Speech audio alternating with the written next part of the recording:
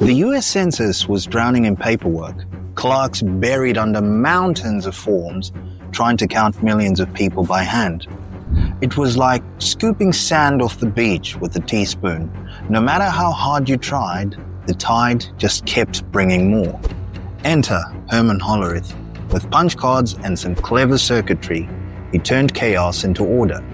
For the first time, human lives were turned into data.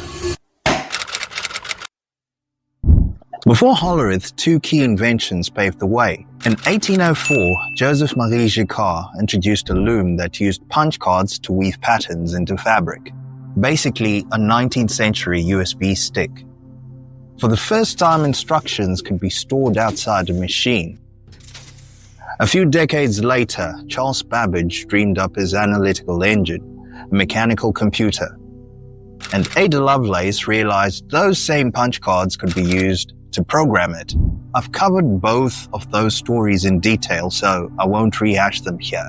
What matters is this: Hollerith knew these ideas, but instead of using the cards for patterns or programs, he flipped the concept completely. What if a card could store instructions, not information? That simple twist would solve a problem so massive it threatened to overwhelm an entire nation. But how?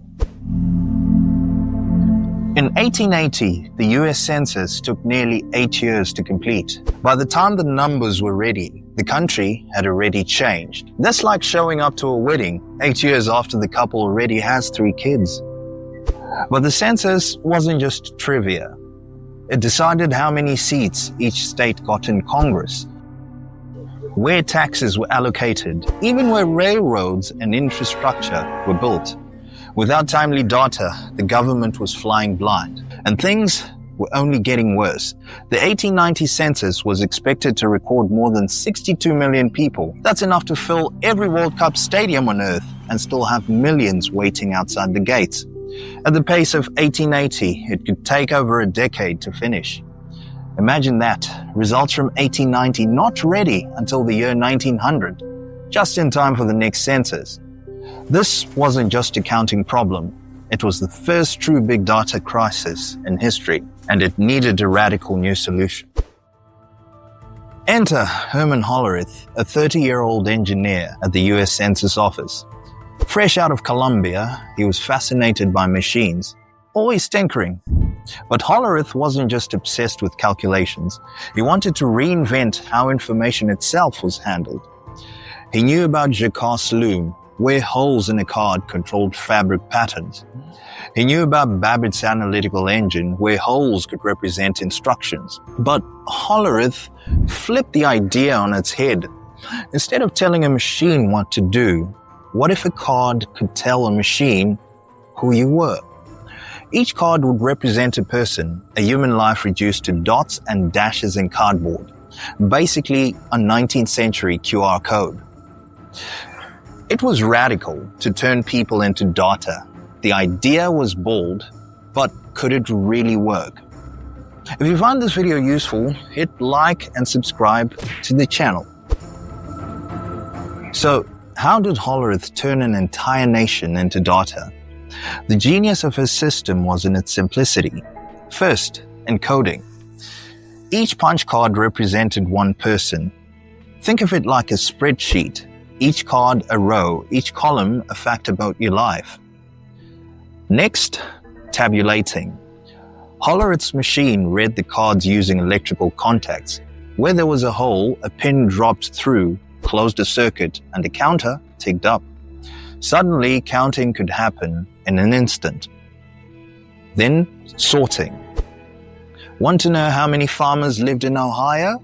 Feed the cards through the sorter. Out come just the farmers. Run them again, and you've got your totals.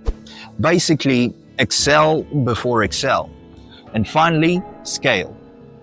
Thousands of clerks could punch cards at the same time. Instead of one bottleneck, the work was divided and conquered. For the 1890 census, more than 62 million Americans counted in just 2 years. What once took 8 was slashed to a fraction. And here's the twist. Hollerith wasn't just reusing Jacquard's or Babbage's ideas. He lived in a world where electricity was no longer just a laboratory toy. Thanks to pioneers like Michael Faraday, who showed how magnetism and electricity could work together, inventors now had a powerful new tool, and Hollerith used that tool to build his machines. For the first time in history, information wasn't just mechanical, it was becoming electrical. Hollerith's invention didn't just save the 1890 census, it gave birth to a new industry. He founded the Tabulating Machine Company, a business built on processing information at scale. It merged with others and became IBM. The tech giant we know today started with census punch cards. For decades, punch cards ruled computing, payroll, banking, insurance, early science. If you touched information in the early 20th century, it probably lived on a punch card. Of course, punch cards had their downsides. Lose one and your whole bank account might vanish. But Hollerith's true legacy was bigger than cardboard. He reduced human lives to machine-readable symbols. He showed that information could be encoded, stored, and processed by machines. And today, the same principle drives everything, from your social feed to modern AI. The data sets are bigger, billions of rows instead of millions, but the logic is the same. Represent the world in data, process it at scale, extract meaning. So, was Hollerith's tabulating machine the true birth of big data? Maybe not in name, but in practice, absolutely. Without it, the information age and artificial intelligence might never have arrived, all from cardboard, electricity, and one curious engineer. History debugged. And by the way, I pronounce it data, not data. If that upsets you, feel free to send your complaints straight to my recycle bin.